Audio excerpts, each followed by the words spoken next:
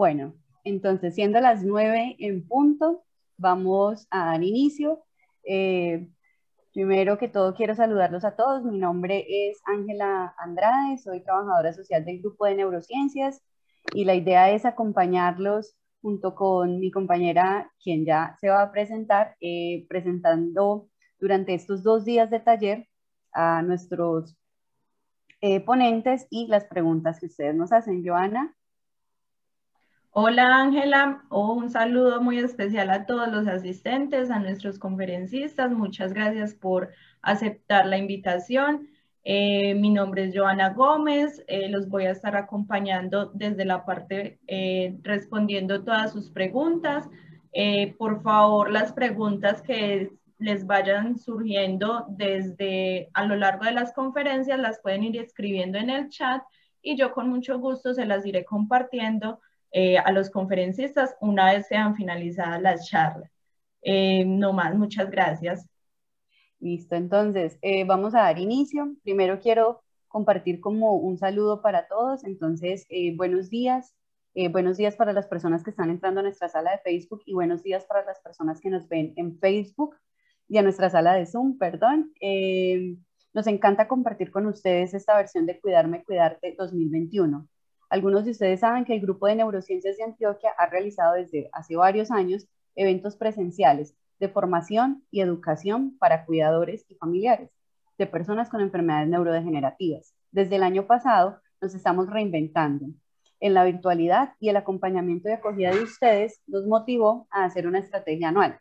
Es decir, tenemos Cuidarme, Cuidarte con seminarios, talleres, conferencias, charlas y demás durante todo el año. Este año 2021 es el año de la prevención para nosotros. Cada mes tendremos temáticas diferentes, siempre pensando en las familias, cuidadores y pacientes con enfermedades neurodegenerativas y en todos aquellos y aquellas que están relacionados con este campo o que desean aprender de esto. La Universidad de Antioquia, la Facultad de Medicina y el Grupo de Neurociencias de la Universidad ha planeado estas estrategias para llegar a todos sus hogares sin importar las distancias o fronteras. Saludamos a todas las personas que nos ven desde otros países y que se han inscrito muy cumplidos en nuestro formulario de inscripción. Aprovecho para decirles que es muy importante que escriban muy bien su correo en los formularios de inscripción. ¿Listo? Porque recuerden que a ese correo es que les llega toda la información de nuestras actividades. Ahora bien, Cuidarme, Cuidarte 2021, mejor prevenir que curar, nace de los aprendizajes acerca de la importancia de la prevención y de las intervenciones no farmacológicas para el bienestar de los pacientes afectados con enfermedades neurodegenerativas. Tenemos un mensajito de interés para todos ustedes. Me alegra que ya estén llegando más en la sala de Zoom para que nos escuchen. Recuerden que la investigación y los descubrimientos nacen del trabajo conjunto de los científicos y de ustedes. Por eso les contamos que actualmente el GNA está haciendo un estudio para medir qué tan consciente es un paciente con demencia de sus síntomas de memoria y comportamiento.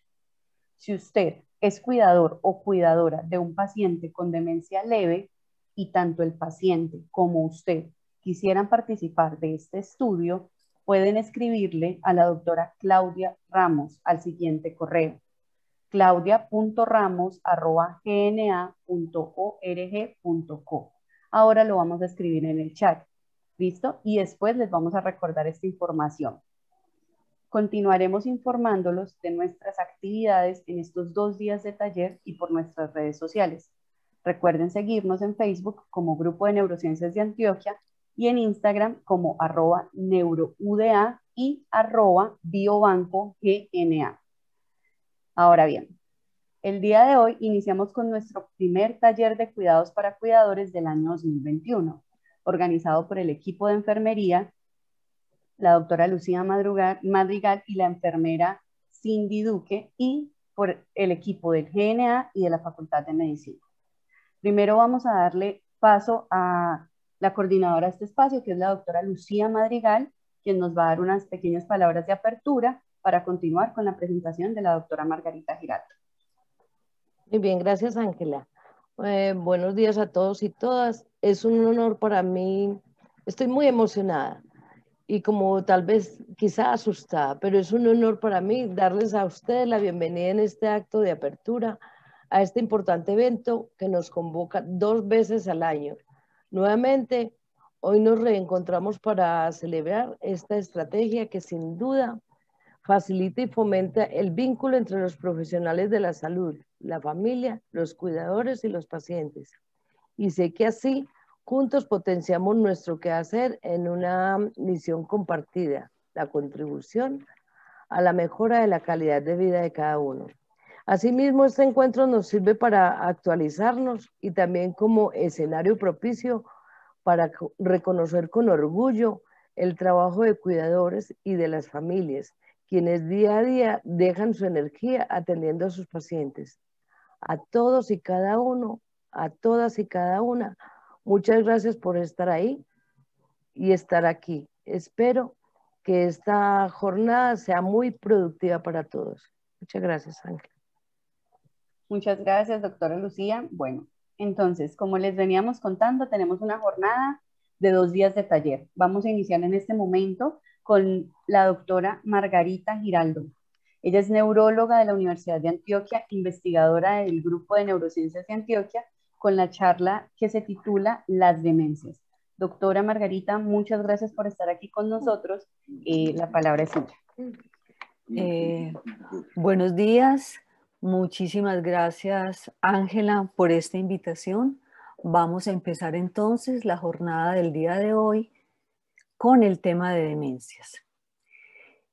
Las demencias, y es en plural porque no es una sola enfermedad, sino que son un grupo de enfermedades que causan un deterioro progresivo de las funciones mentales. Esta reducción progresiva de la capacidad mental lleva a que las personas tengan dificultad para realizar de forma independiente las actividades en la vida diaria. Las demencias se deben a un daño cerebral, las causas de demencia son muchas y la que conocemos más es la demencia por enfermedad de Alzheimer, que es mucho más frecuente en personas ancianas. Pero las demencias no solo son un problema de memoria, no solo afectan a los ancianos y se pueden clasificar de varias maneras. En el cerebro tenemos diferentes áreas que se encargan de las diferentes funciones cognitivas. Por ejemplo, lo que ustedes ven en color azul es el lóbulo frontal, que es un lóbulo muy importante donde se regulan los comportamientos, las emociones. A su vez tiene que ver con la resolución de los problemas, con la planificación de las actividades y también con la producción de palabras. Lo que ven en amarillo es el lóbulo parietal, que está más encargado de lo que son las relaciones espaciales y lo que tiene que ver con los números. Lo que ven en rosado es el lóbulo occipital, donde se realizan principalmente los sistemas de asociación visual. Y lo que ven en verde es el lóbulo temporal, que es asiento de la memoria y de entendimiento de las palabras. Entonces, dependiendo de la zona que se afecte inicialmente, es el tipo de demencia que se va a producir. Nosotros tenemos unos tractos cerebrales que son la conexión entre diferentes áreas del cerebro. Ustedes ven aquí esta imagen y los diferentes colores representan las asociaciones que hay entre diferentes áreas. Así, una demencia puede empezar de una forma focal, pero ella no se queda en ese punto, sino que se van afectando los diferentes tractos a medida que la enfermedad transcurre. Vamos a mirar entonces algunas clases de demencia. Estas son algunas, no son todas. En el centro tenemos la enfermedad de Alzheimer porque es la más frecuente y es la más conocida.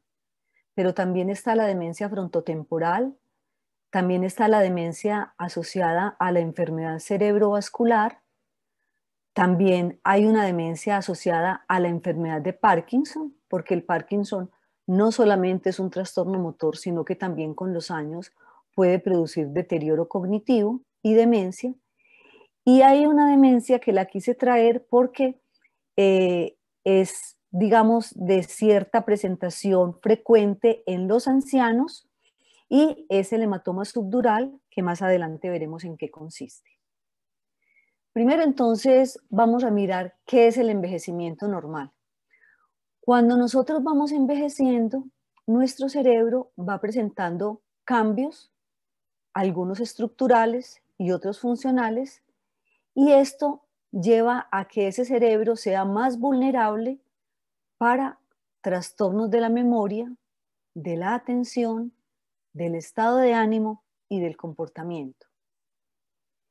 Normalmente el cerebro pesa entre 1.350 y 1.400 gramos. El cerebro femenino pesa un tris menos y la pérdida de volumen cerebral se inicia alrededor de los 50 años de edad. Se cree que durante cada década subsiguiente hay una pérdida aproximada del 2 o 3% de ese cerebro.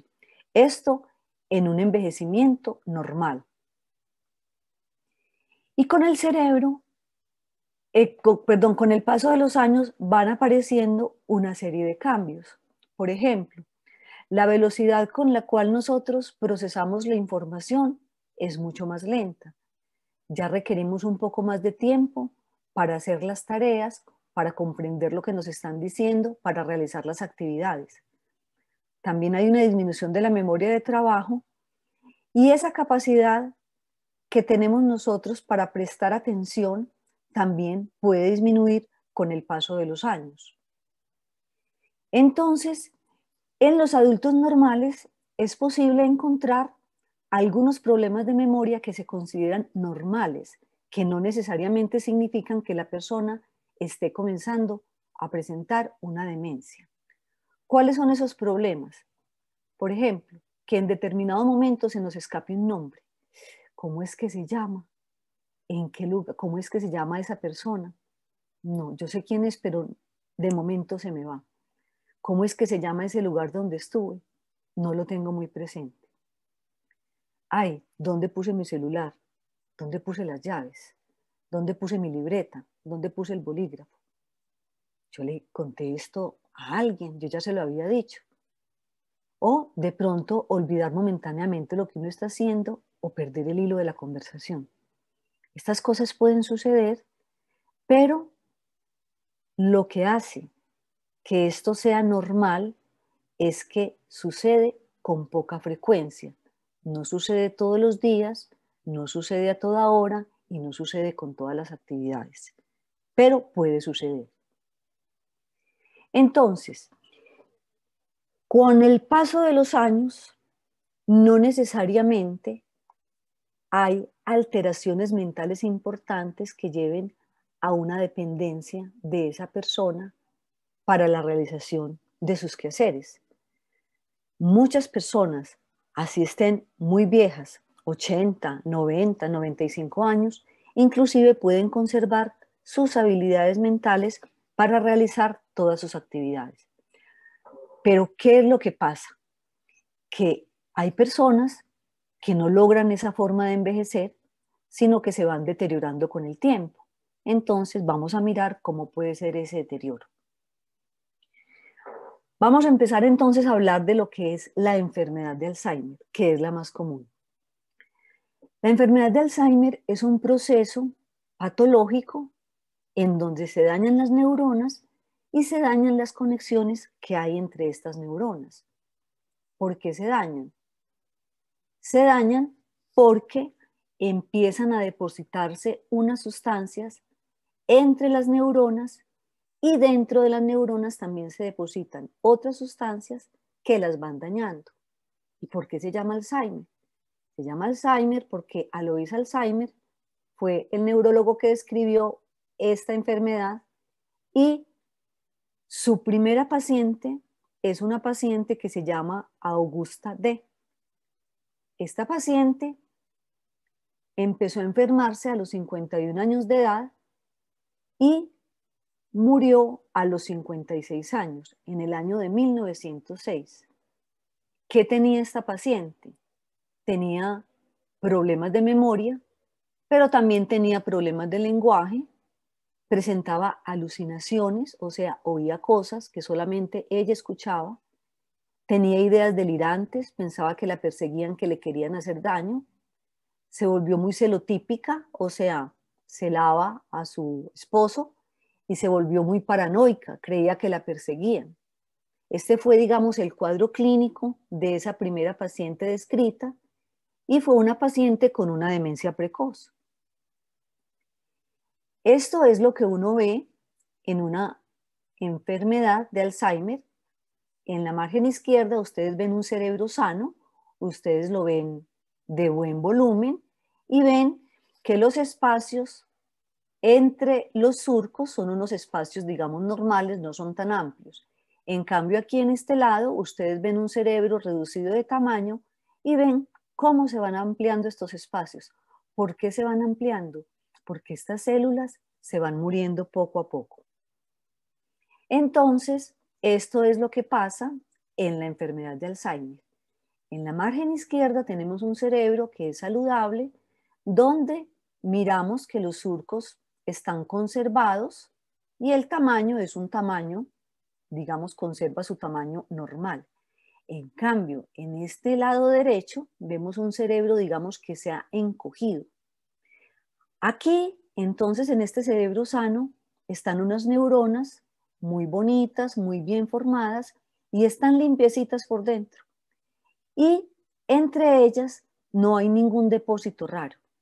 En cambio, en la enfermedad de Alzheimer se van formando como unos ovillos, unas marañas, porque las células que hacen parte del esqueleto de esa neurona para mantenerlo se van desintegrando y además se va produciendo una sustancia que se llama beta amiloide, que es una sustancia extracelular, o sea, entre neurona y neurona se deposita esta sustancia y entonces estos dos fenómenos, estos ovillos, esta maraña que hay dentro de la neurona y lo que hay por fuera de la neurona son los principales cambios que se presentan en la enfermedad de Alzheimer. La enfermedad de Alzheimer entonces puede ser esporádica cuando el afectado es el único de la familia que sufre la enfermedad, pero puede ser familiar cuando varios miembros de la familia sufren la misma enfermedad. Y si vamos a clasificarla con respecto a la edad de inicio, entonces podemos decir que es precoz cuando se inicia antes de los 65 años y tardía cuando es después de los 65 años. ¿Cómo se transmite esa precoz? Generalmente, no siempre, pero generalmente esas formas precoces son formas autosómicas dominantes, que quiere decir que se transmiten de padres a hijos. Entonces aquí tenemos representada la forma de transmisión. Un par de cromosomas que vienen del padre. Si el padre está enfermo, tiene un gen que es normal y tiene un gen que es mutado. La madre no está afectada, sus dos genes están normales. Y como la descendencia recibe un gen del papá y un gen de la mamá, entonces aquí vemos, por ejemplo, que esta heredó de los dos cromosomas, uno del papá, le tocó el mutado. Eso es como una lotería. Y en cambio este hijo recibió los dos de la mamá, él recibió el sano del padre y el sano de la madre, entonces no se va a enfermar. Lo mismo esta. Pero a este le va a pasar lo mismo. De los dos que recibió, uno era el enfermo del padre y el otro de la madre. Y esto se repite de generación en generación. Entonces esto es lo que se llama un patrón familiar que se va transmitiendo de generación en generación. ¿Y cuáles son las etapas de la enfermedad? Las etapas de la enfermedad son una etapa preclínica, que es tal vez la etapa más larga, porque en esa etapa preclínica, ¿qué quiere decir? Preclínica, o sea que no hay ningún síntoma. La persona no se queja de nada, ella no siente absolutamente nada. Sin embargo, en su cerebro, estas sustancias que yo les decía, los ovillos neurofibrilales y las placas amiloideas, se están depositando. Y se van a demorar muchos años para que eso se exprese clínicamente, para que aparezcan las primeras manifestaciones clínicas. Esto que les estoy diciendo, digamos, es un conocimiento relativamente reciente, no lo sabíamos hace 50 años, ¿cierto? Esto es un conocimiento que empezó, digamos, en las últimas décadas y que las familias que tienen las formas precoces de la enfermedad nos han permitido entender cómo es que se van organizando o más bien desorganizando estos procesos en el cerebro. Entonces, esa etapa preclínica donde la persona no siente nada, donde no se queja de nada, sin embargo el cerebro se está dañando poquito a poco. Y la clínica es cuando ya empiezan las manifestaciones clínicas. Entonces, en esa etapa preclínica, la persona está normal, independiente, sin ninguna queja.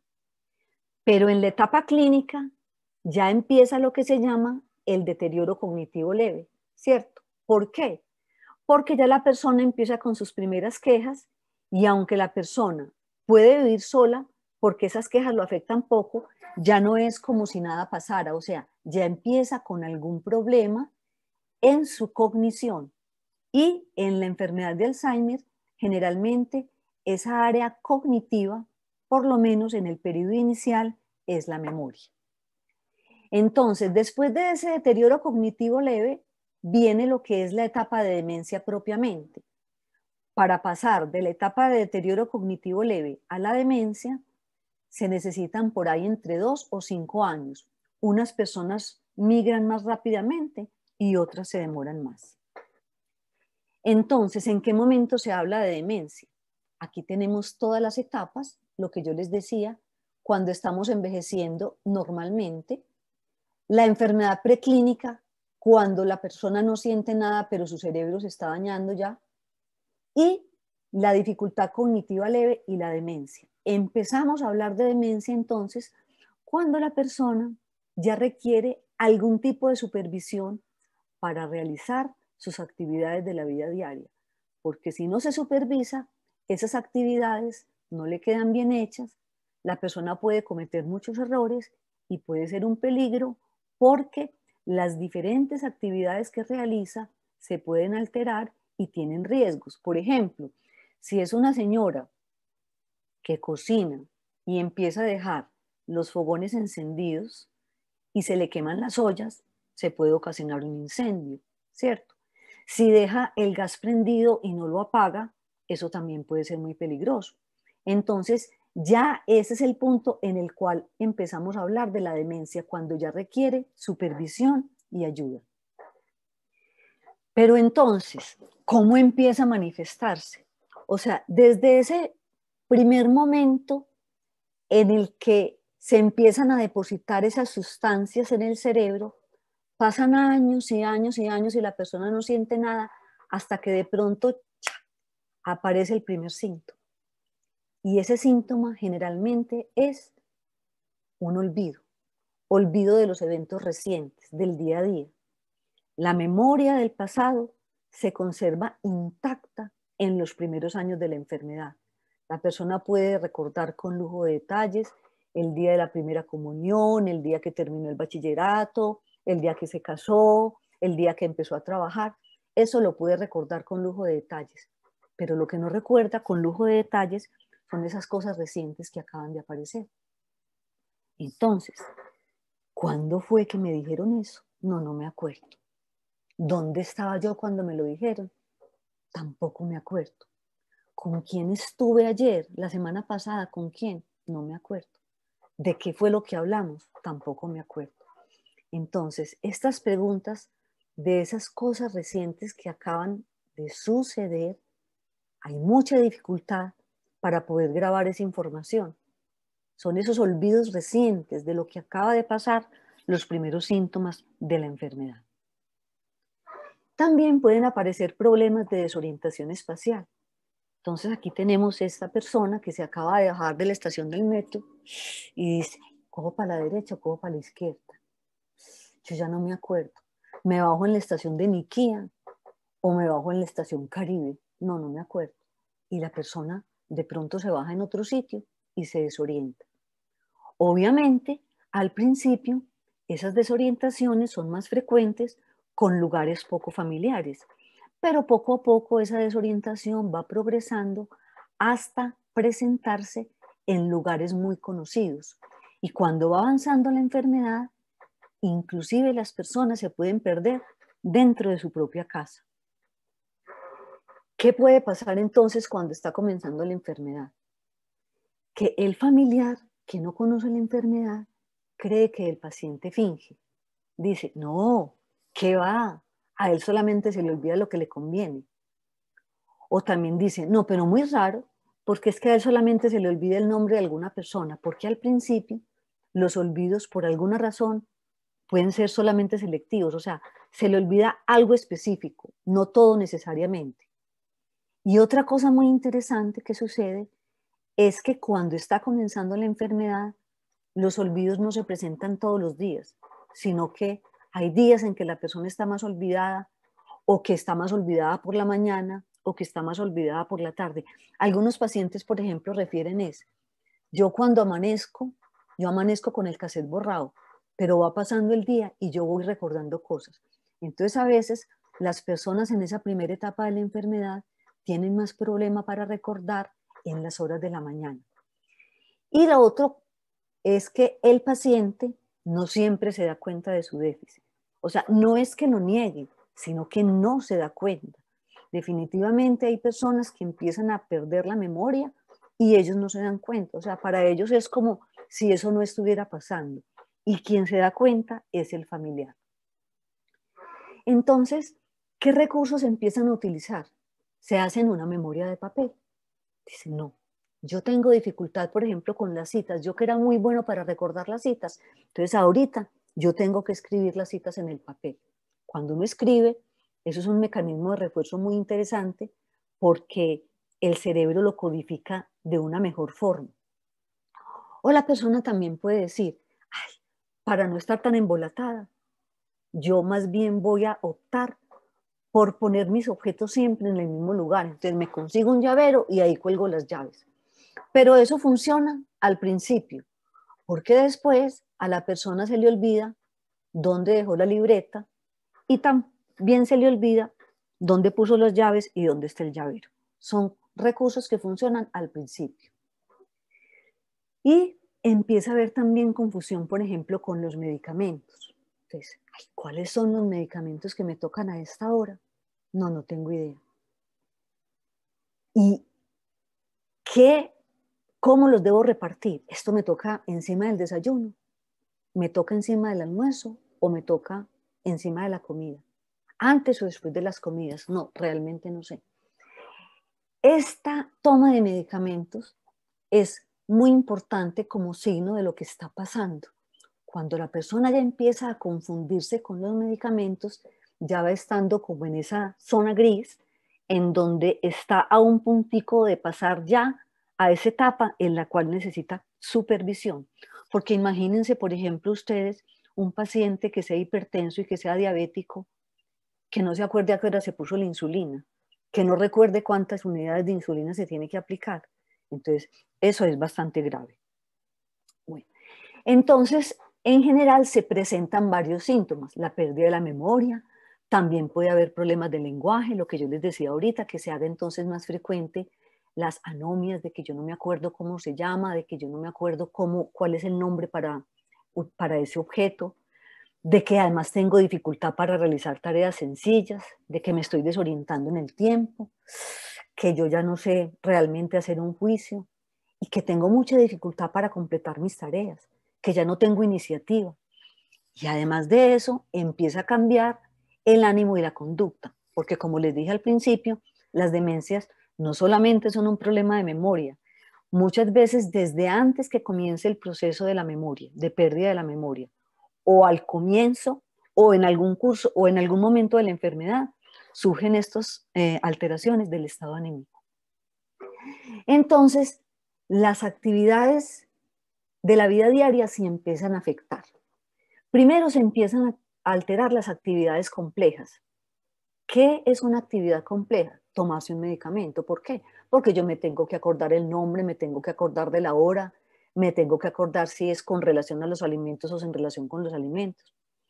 Llamar por teléfono también es una actividad compleja, porque tengo que realizar varias funciones cognitivas para saber a quién voy a llamar, qué le voy a decir, qué marco, si no me contestan, si dejo una razón o no la dejo.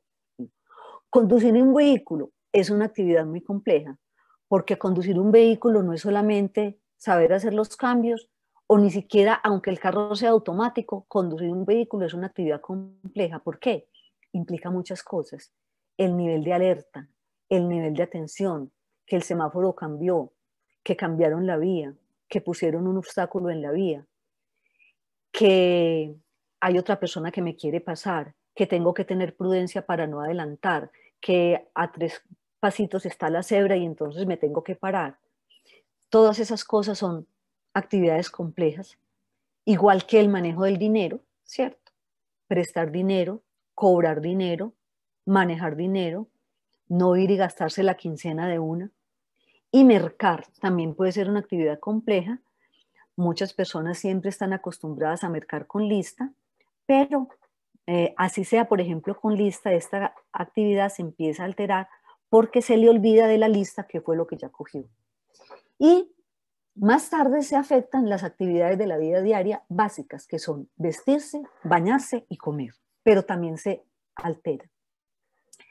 Entonces, las fases de la enfermedad es una fase leve, es una fase moderada o es una fase grave, y eso está, digamos, determinado por el grado o por la severidad del depósito de esas sustancias en el cerebro. Entonces, miremos, en esa fase leve, la desorientación espacial o que a veces se queman los alimentos, pero ya en una fase moderada el paciente tiene dificultad para vestirse.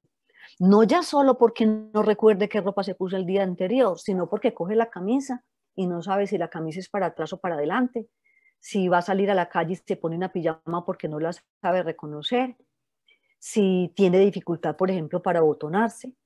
Y también la incontinencia de esfínteres, ¿cierto? Que el paciente comienza a orinarse en la ropa. Antes de que el paciente se orine en la ropa, generalmente hay una etapa en la que ellos se orinan en otra parte que no es el baño.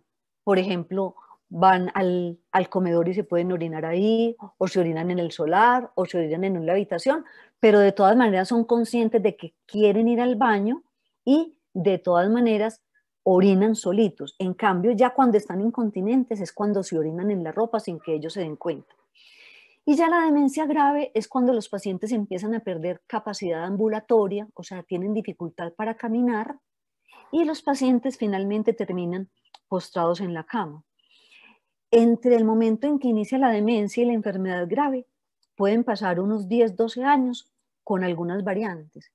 Algunos pacientes evolucionan rápidamente y en 5 años hacen todo el proceso, y otros pacientes pueden sobrevivir 15, 16, a veces inclusive hasta 20 años con su demencia.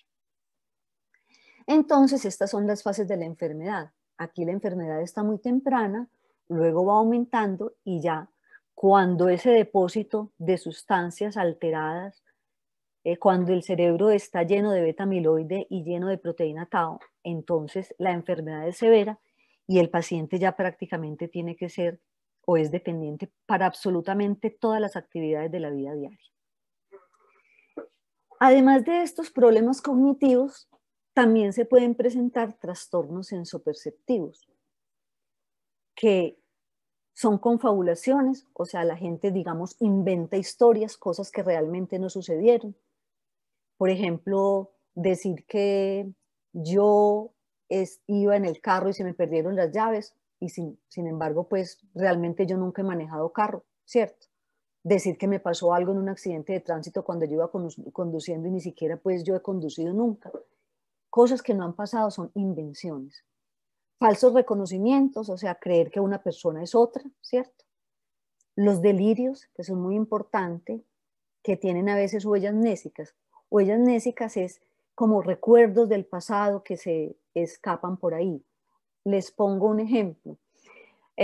Un paciente empezó a delirar con que su cuarto estaba inundado con unos sumarios.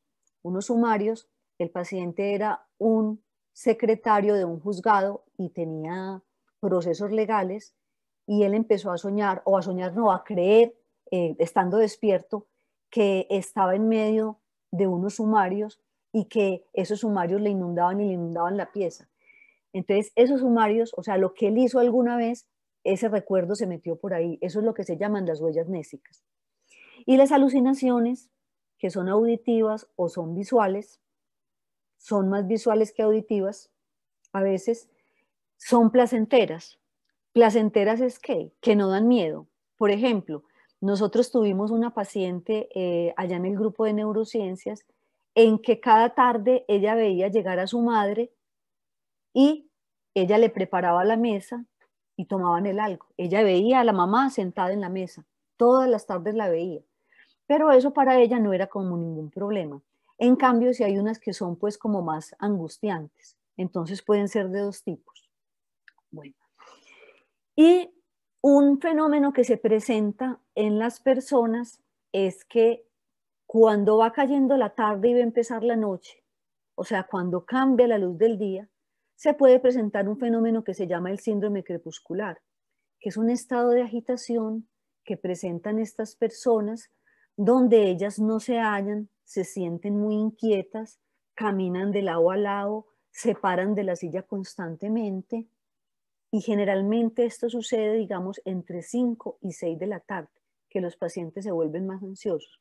Cuando los pacientes están, digamos, institucionalizados o están pues en hogares geriátricos, estos síndromes crepusculares suelen ser muy disruptivos porque los otros pacientes se pueden alterar viendo el comportamiento a esa hora. Es un fenómeno bastante frecuente. Y los síntomas psiquiátricos, además de lo que veíamos ahora, la sola agitación, miren ustedes la frecuencia con la que se presenta, o sea, la mayoría de los pacientes, o que haya depresión, que el paciente grite, o que se torne violento en algún momento dado, o que se vuelva también hipersexual, que tenga problemas pues con la hipersexualidad.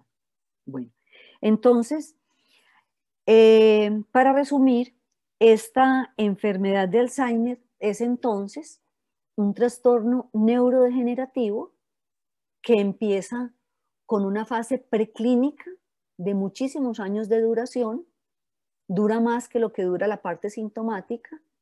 Durante ese periodo la persona no siente nada y en el cerebro se van haciendo los daños, y cuando empieza a manifestarse, empieza toda esa carrera de alteraciones cognitivas que llevan a que la persona no sea capaz de vivir solita, sino que requiera ayuda para vestirse, para bañarse, para comer, para realizar absolutamente cada una de sus actividades.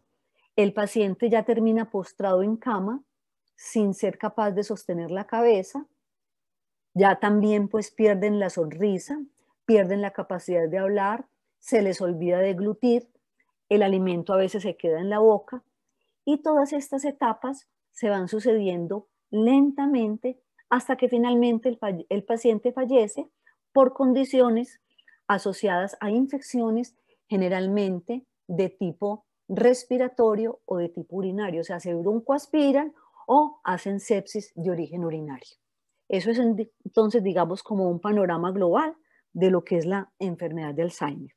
Como tenemos varias demencias para abordar, voy a pasar a la próxima.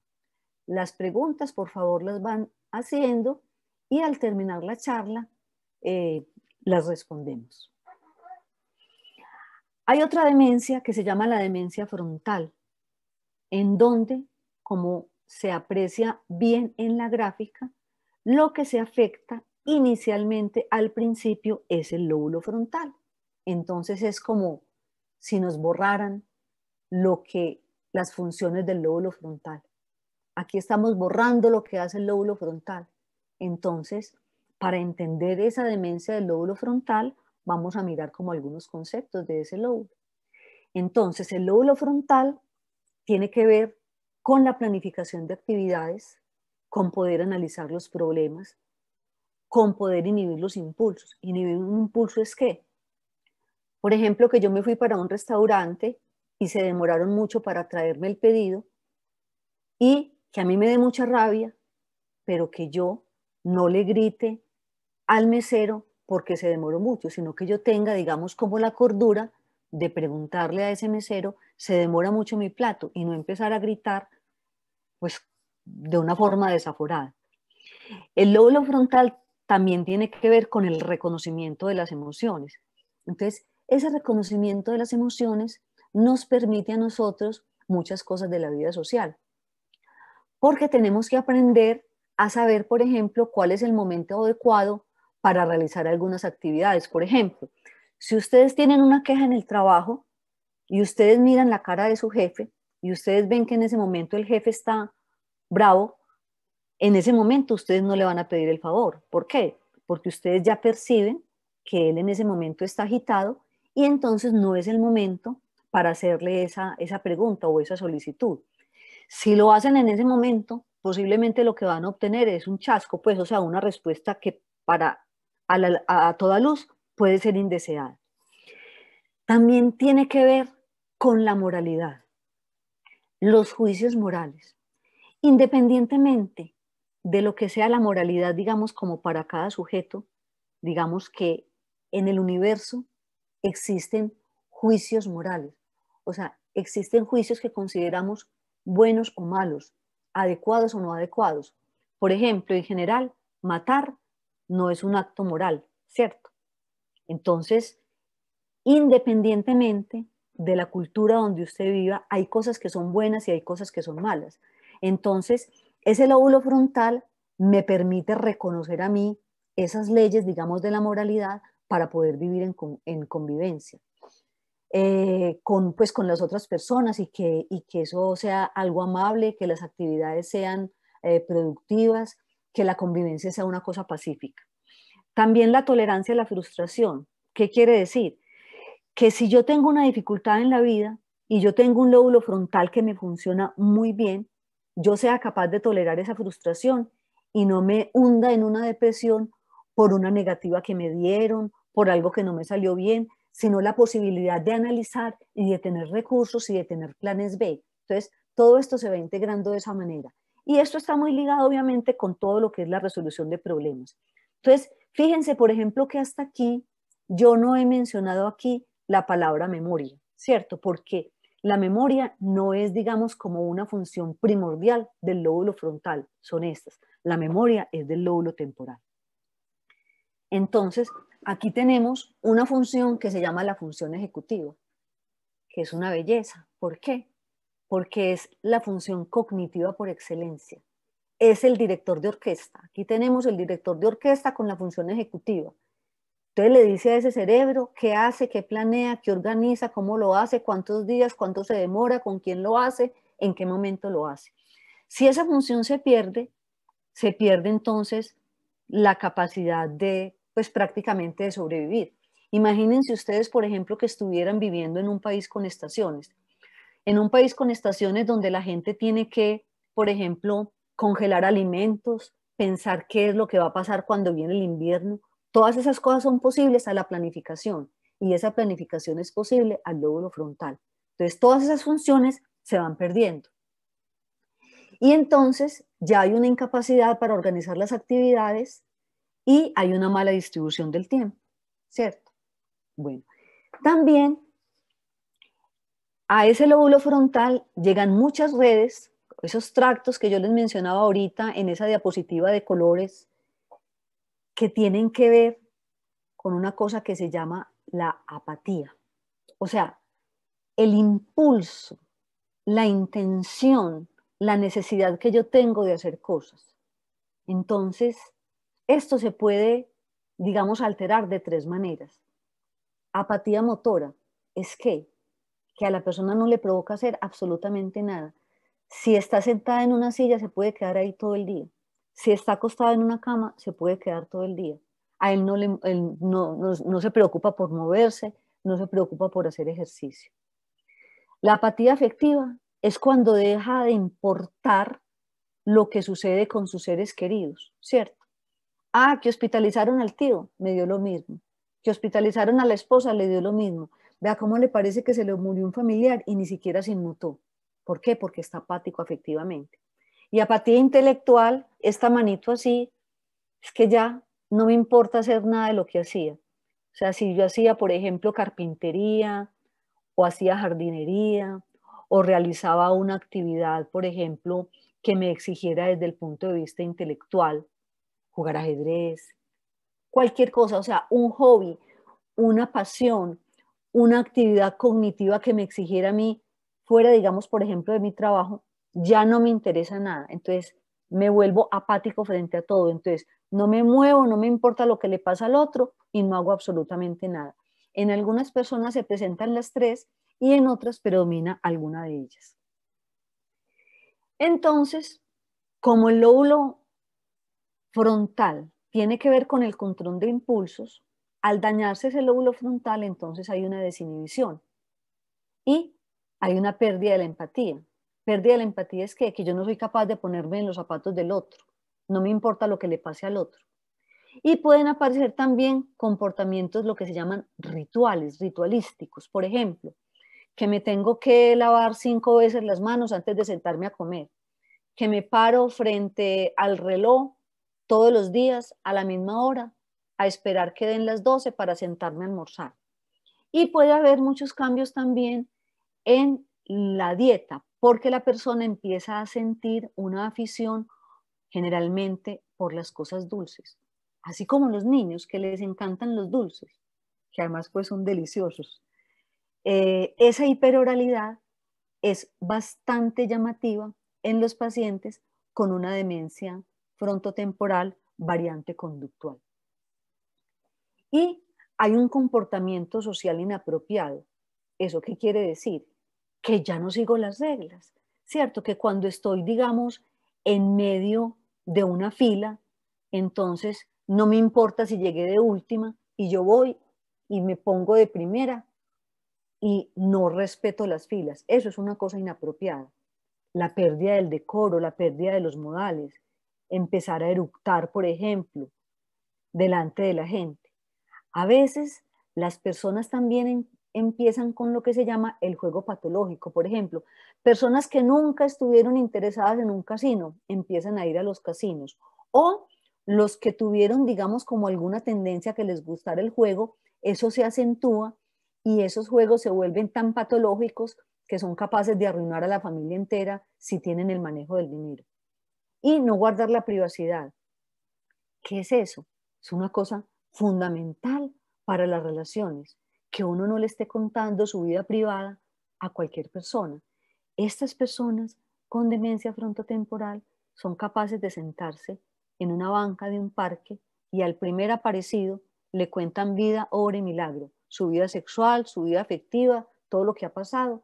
Entonces, esta pérdida de la privacidad, que las personas no sean capaces, digamos, de distinguir a quién le cuenta una cosa y a quién no, es una de las características más importantes de esta variante conductual. Y también el cambio en la conducta sociomoral, o sea, ya no me importa si le hago el daño al otro o no, ¿cierto? La falta de tacto, hay que tener tacto en la relación con las personas. Contacto físico inapropiado, ¿eso qué es? Cuando uno conversa con las personas, usualmente uno debe respetar, digamos, un espacio entre la persona a la que uno le está hablando y uno. Pero hay personas que son como invasivas, prácticamente que están como encima. Muchas veces este comportamiento empieza a presentarse en ellos, no son capaces de conservar ese lugar. Y puede haber pérdida de las emociones sociomorales y un aumento de la criminalidad. Esto es muy importante porque a veces hay algunos reportes de algunos pacientes que han tenido demencia frontotemporal, variante conductual con actos criminales. Entonces, es muy interesante mirar esto y lo que representa en todos los comportamientos sociales y en todo el funcionamiento, pues digamos, con el medio ambiente. Perder, por ejemplo, la capacidad de reconocer las emociones a través de las expresiones faciales hace que uno pueda tener una perturbación del sentido de humanidad. Les voy a mostrar esto. Estos son, por ejemplo, dibujos que empezó a hacer este dibujo es cuando la persona no estaba demente, es digamos un caricaturista, y en la medida en que fue transcurriendo la demencia, se fue alterando la capacidad para dibujar una figura humana. Entonces miren que ya el último dibujo no es como de una figura humana, sino tiene como de diablo, como de animal, tiene como una mezcla de todo. Y lo mismo en esto. Miren, por ejemplo, los dibujos que hacía antes y mire cómo termina, como un cuerpo dentro del otro, ¿cierto? Y es como una desconfiguración del sentido de lo que es el sentido, pues, de humanidad. Lo que uno ve en la resonancia de estos pacientes, aquí en el margen derecho vemos una resonancia normal y aquí lo que señalan las flechas entonces es esos espacios tan grandes que hay son las neuronas que se han muerto en ese lado, porque la demencia frontotemporal, que también sucede por un depósito de proteínas, unas proteínas diferentes al beta amiloide, pero también en todas ellas se depositan sustancias anormales. Bueno, esa demencia frontal tiene entonces, digamos, una variante que es conductual, pero tiene una variante que se llama una variante lingüística o una variante afásica, en donde la persona puede tener dificultades para nombrar objetos o personas y la persona empieza con dificultades del lenguaje. Entonces, puede tener dificultad para encontrar palabras o lo que la gente dice, ay, a mí sí se me olvidan las cosas, pero ¿qué es lo que se le olvida? Y finalmente lo que se le olvidan son las palabras. Ya tiene mucha dificultad para expresarse, ya gaguea mucho, no es capaz de construir bien una frase, o tiene dificultad para comprender lo que los demás dicen, o tiene dificultad para comprender el significado de las palabras, y las personas empiezan a frustrarse porque pierden sus habilidades comunicativas. Esto inicialmente no se acompaña de pérdida de la memoria, pero posteriormente con la evolución pueden llegar también a un problema de memoria. Bueno, entonces, esa es lo que les traía de la demencia frontal. Ahorita vamos a pasar a la demencia vascular, que también es bastante frecuente, y esta es una ilustración de cómo está irrigado nuestro cerebro y de cómo estas arterias que llegan a las diferentes zonas del cerebro se pueden alterar, se pueden dañar por varias razones y cuando se dañan, entonces con el tiempo puede aparecer lo que se llama la demencia vascular. Entonces, esta demencia vascular es la segunda causa más común de demencia después de la enfermedad de Alzheimer. Las tasas aumentan con la edad y generalmente se desarrolla en el 15 o 30% de sujetos 3 meses después de un accidente cerebrovascular. ¿Qué es un accidente cerebrovascular? Lo que la gente llama un infarto cerebral o un ataque cerebral, ¿cierto? Eso es un accidente cerebrovascular o una enfermedad cerebrovascular. Entonces, esa enfermedad cerebrovascular puede ser de dos formas. Uno, que haya una hemorragia. Una hemorragia, háganse de cuenta que ustedes se chuzan un dedito y empieza a salir sangre.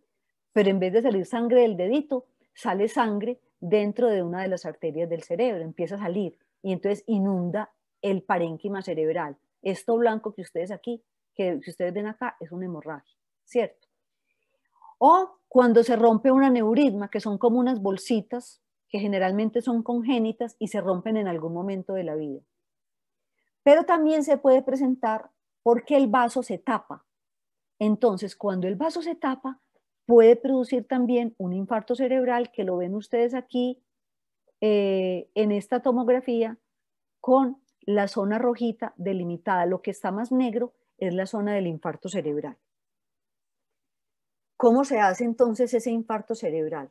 Entonces, aquí nosotros vemos un vaso sanguíneo, vemos un coágulo de sangre y como esta es una arteria que llega al cerebro, ese coágulo tapó la irrigación y se infartó, o sea, se murió esta parte del cerebro. ¿Cómo se tapa? ¿Por qué se tapa? Ustedes han oído hablar que la hipertensión y que el colesterol son muy dañinos, ¿cierto? Pues la hipertensión porque va calcificando estas arterias, las va endureciendo.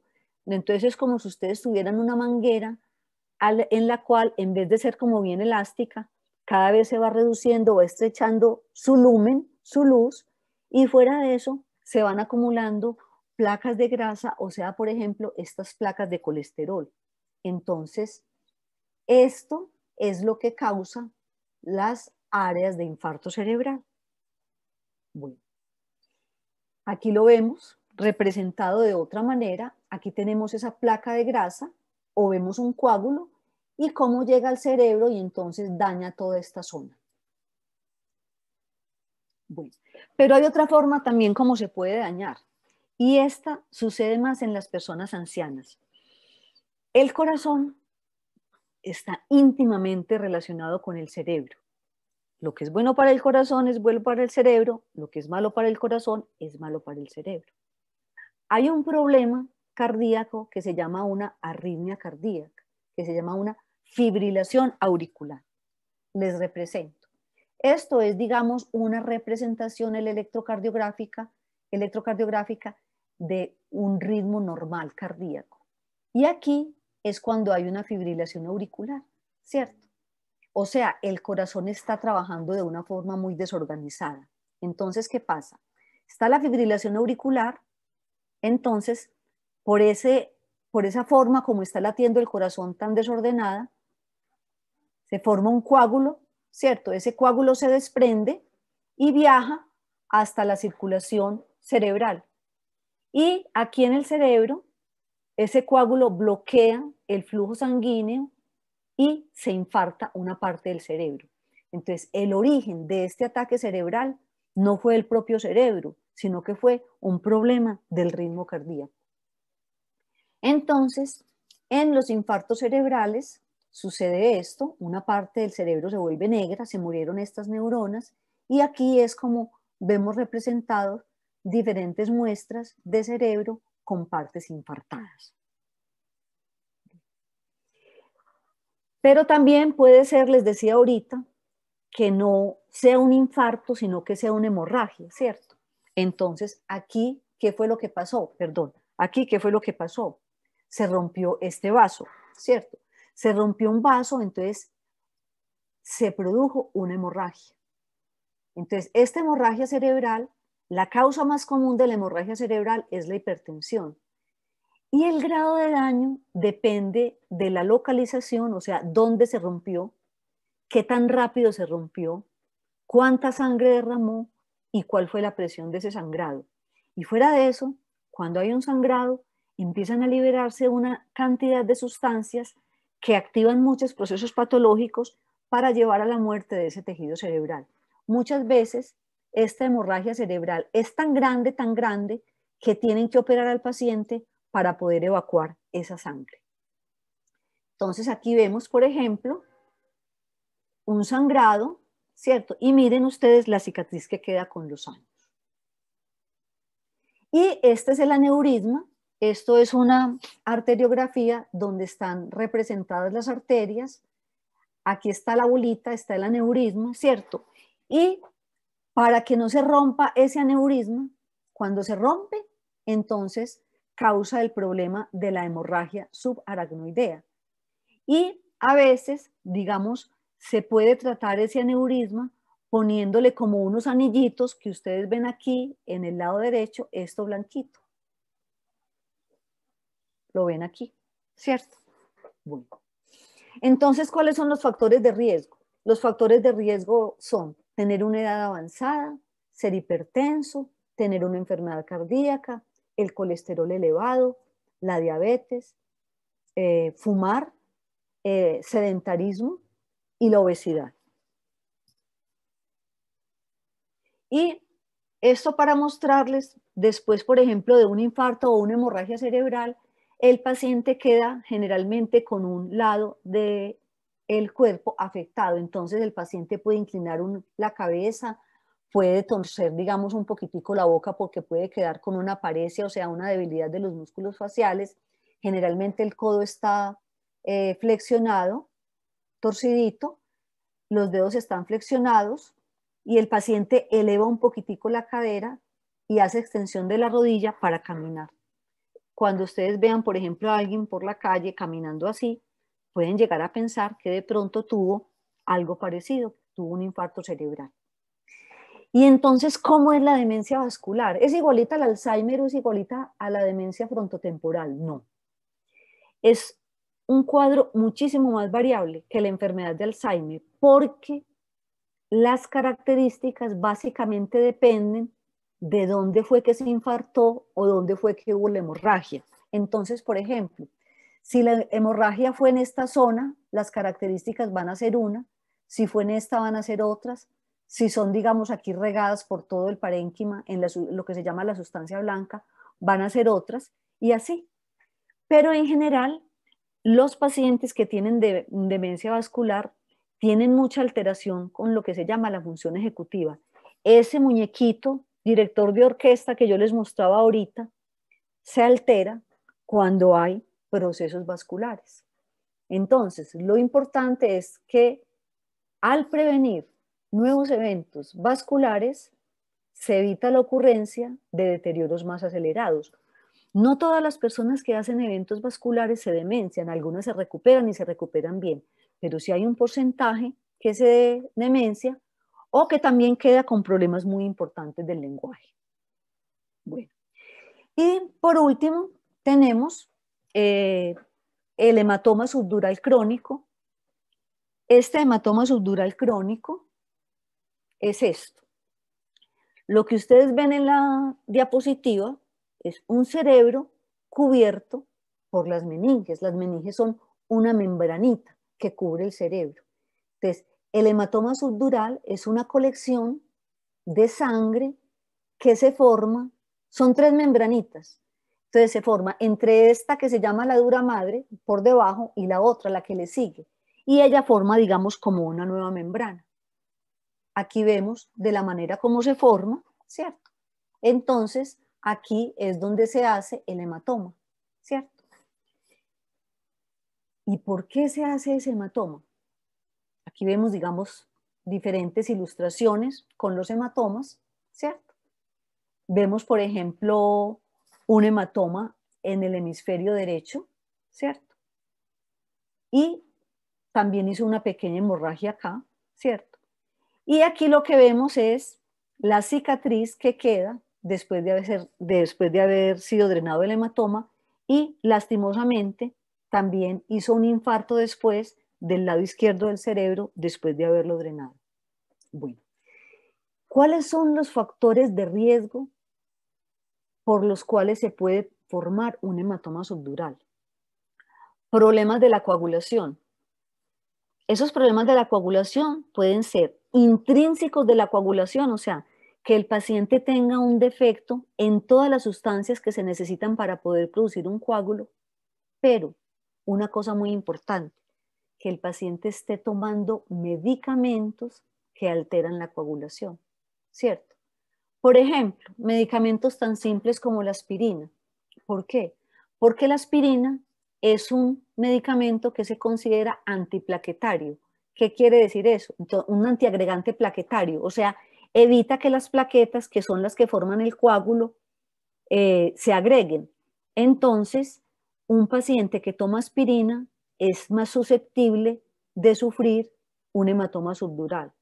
O un paciente que tiene también, por ejemplo, clopidogrel, o un paciente que está anticoagulado con warfarina o pues con cualquier otro anticoagulante.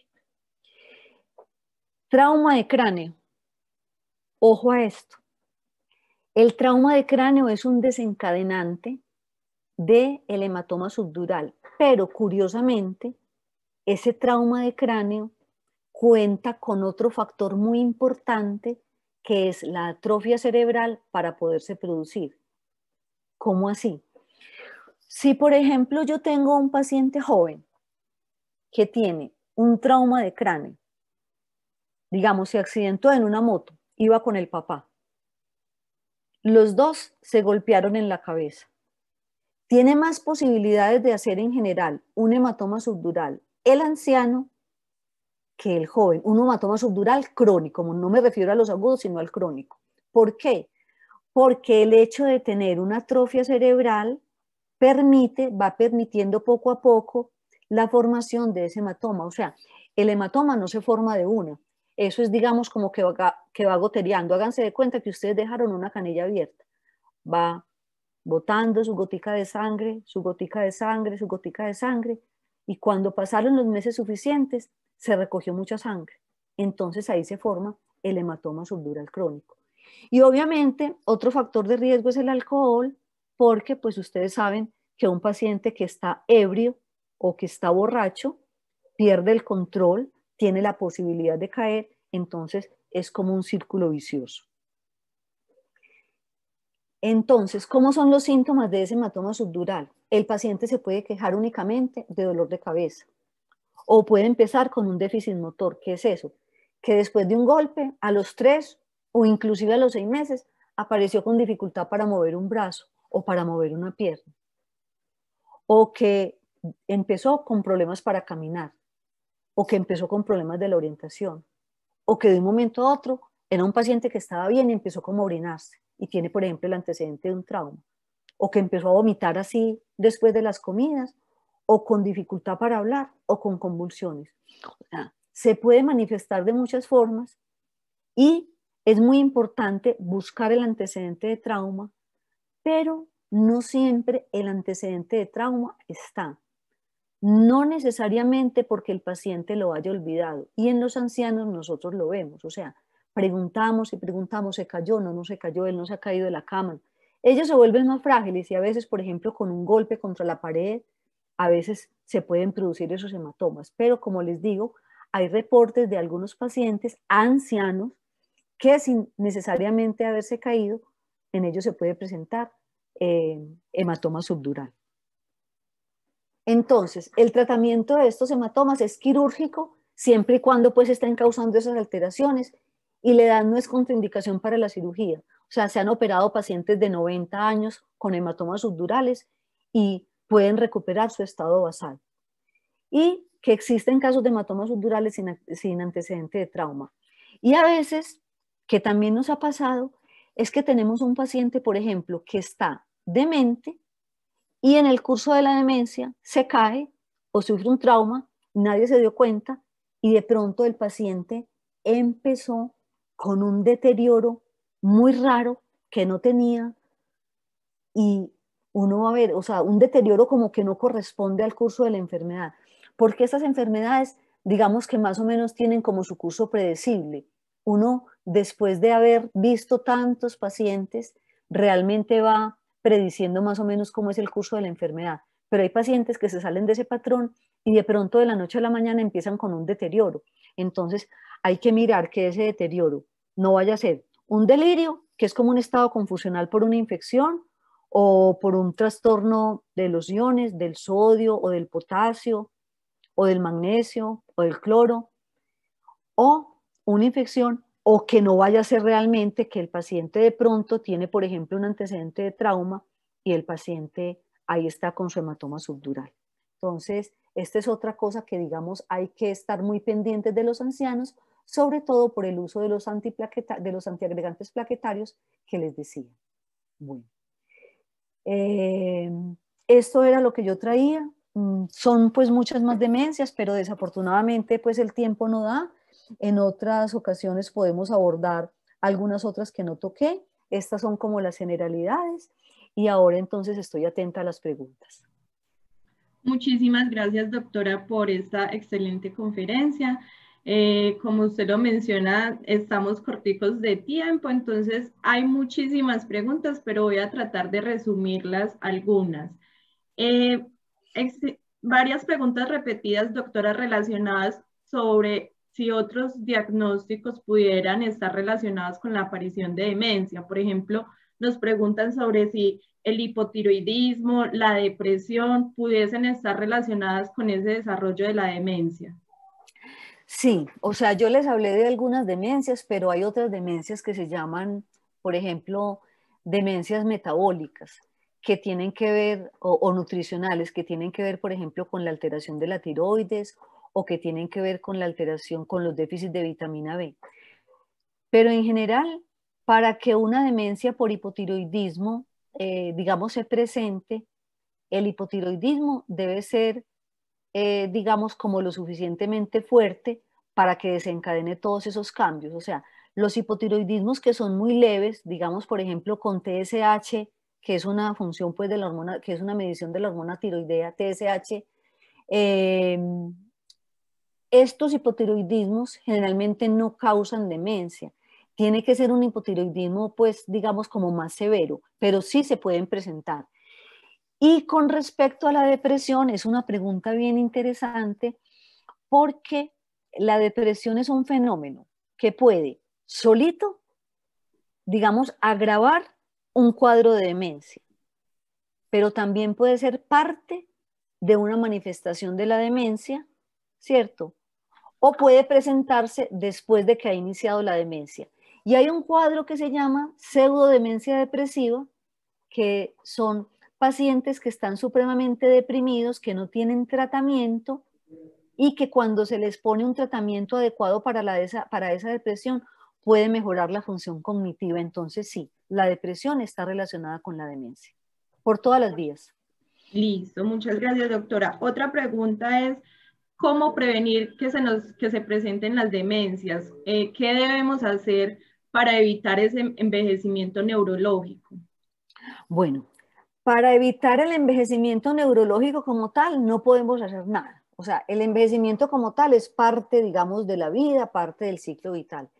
Pero la forma como envejecemos, sí la podemos, digamos, de alguna manera modificar, modificando los factores de riesgo que hay en estas enfermedades, porque todas ellas, a pesar, tienen una parte genética, pero también tienen una parte que tiene que ver con el estilo de vida. Por ejemplo, evitar el cigarrillo, realizar ejercicio físico, el control de la diabetes, el control de los lípidos, del colesterol y de los triglicéridos, un soporte nutricional adecuado que es muy importante, una dieta que sea una dieta bien balanceada, evitar el consumo de tóxicos, porque a veces también hay demencias tóxicas. Por ejemplo, se han asociado, digamos, déficits importantes en personas que tienen exposición patológica, por ejemplo, al mercurio o al plomo. Entonces, todas esas cosas las debemos evitar. Hay otras cosas que no podemos modificar, pero los estilos de vida sí se pueden modificar. Y finalmente, doctora, ¿cuál es la diferencia entre la demencia tipo Alzheimer y la demencia senil? La demencia, bueno, esa pregunta también es muy interesante. A ver, es un término, digamos, como que ha cambiado simplemente a través de la historia, ¿cierto? A ver, inicialmente, por ejemplo, antes del descubrimiento de la enfermedad de Alzheimer como tal, se hablaba, por ejemplo, de la demencia, lo que se llamaba la demencia arteriosclerótica. Arteriosclerótica es los cambios que van apareciendo, obviamente, con la senilidad, ¿cierto? Entonces, esa demencia senil se utilizaba antes para identificar esas personas que tenían esto que nosotros conocemos ahorita como demencia tardía, prácticamente, porque son los cambios que van apareciendo con el cerebro a través de los años. O sea, si por ejemplo nosotros viviéramos, a ver, el déficit cognitivo que se empieza a presentar con los años empieza más o menos desde el punto de vista poblacional, más o menos a partir de los 65 años. Y en la medida en que vamos aumentando la edad, en esa medida se va aumentando el riesgo de sufrir una demencia. ¿Por qué? Porque con el paso de los años empiezan a presentarse todos estos fenómenos cardiovasculares que son la arteriosclerosis, la diabetes, las dislipidemias y simultáneamente empiezan a presentarse los cambios de la enfermedad de Alzheimer. Entonces, prácticamente la demencia, lo que llamamos demencia senil, lo que se llamaba demencia senil es lo que nosotros llamamos ahorita un Alzheimer tardío. Pero teniendo presente que en ese Alzheimer tardío los fenómenos no solamente son las placas de las cuales yo les hablé ahorita, sino que también los cambios son vasculares. Es como una demencia mixta, digámoslo así, con cambios vasculares y cambios de la enfermedad de Alzheimer. Y la última pregunta, doctora, es ¿cómo se diagnostican todas estas demencias? Bueno, es una buena pregunta también. A ver, entonces, el diagnóstico, pues la principal herramienta diagnóstica, o por lo menos la primera herramienta diagnóstica que nosotros tenemos es la clínica. La clínica es ¿qué? La información del paciente. Digamos, eso es lo que ha sido tradicionalmente, pero ahorita estas demencias están cambiando su concepción, por lo menos la demencia tipo Alzheimer, y hacia allá va el futuro de las demencias, porque lo que estamos intentando es identificar biomarcadores. ¿Biomarcadores es qué? Todas esas sustancias que empiezan a pasar en esa parte preclínica. Entonces, por ejemplo, en las familias nuestras, nosotros tenemos identificados las familias con mutación de la presenilina. Nosotros tenemos identificados de niños de 8 años en adelante que tienen la mutación. O sea que cuando ellos crezcan, muy probablemente, si de aquí a eso no hay medicamentos que cambien el curso de la enfermedad, entonces desarrollarán las demencias. Entonces, esas las podemos diagnosticar de una forma genética.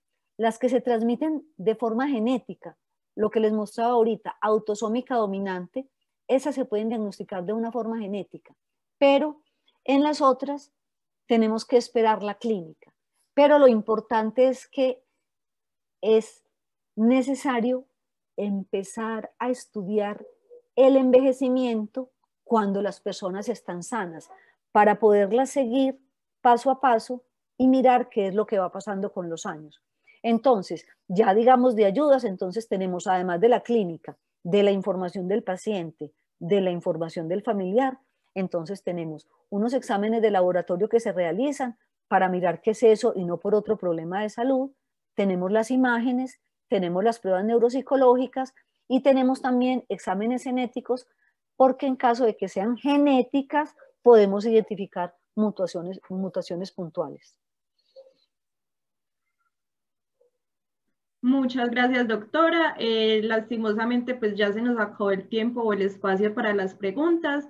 Muchas de las preguntas están relacionadas con tratamientos, medicamentos, con alimentación, con cómo sobrellevar o cómo tratar los diferentes síntomas que van apareciendo conforme avance la enfermedad. Entonces, invitamos a todos nuestros asistentes que nos guarden esas preguntas y más adelante se van a dar cuenta, por ejemplo, ya enseguida vamos a hablar sobre los medicamentos. Entonces, ahorita más adelante les mostramos la programación que tenemos para el día de hoy y todas estas preguntas para que no nos queden ahí como en el limbo, los invitamos a que se las pregunten a los próximos conferencistas.